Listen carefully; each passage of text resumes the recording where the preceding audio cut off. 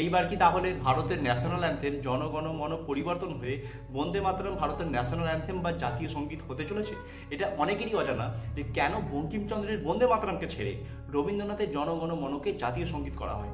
এর পিছনে আছে একটি ছোট্ট রাজনীতি। ফকির সন্ন্যাসী আন্দোলনকে কেন্দ্র করে 1882 সালে বঙ্কিমচন্দ্রের আনন্দমঠ উপন্যাসে প্রথমবার বন্দে মাতরম গানটা লেখা হয়।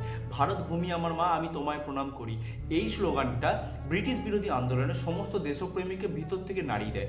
এতে বলা হয়, ভারত ভূমি আমার মা, আমি তোমায় পুজো করি।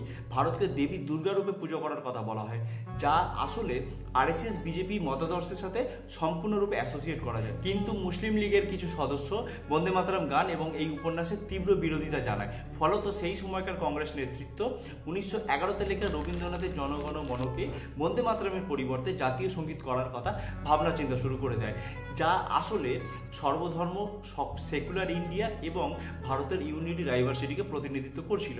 অন্যদিকে বন্দে মাতরমের মতো জাতীয়তাবাদী গানকে উপেক্ষাও করতে পারছিল না।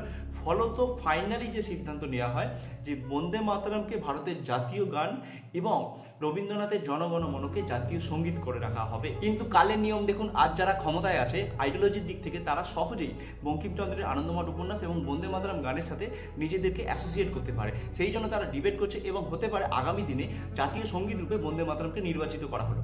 এক্ষেত্রে একটা টুইস্ট, দুটোতেই বাঙালির কন্ট্রিবিউশন।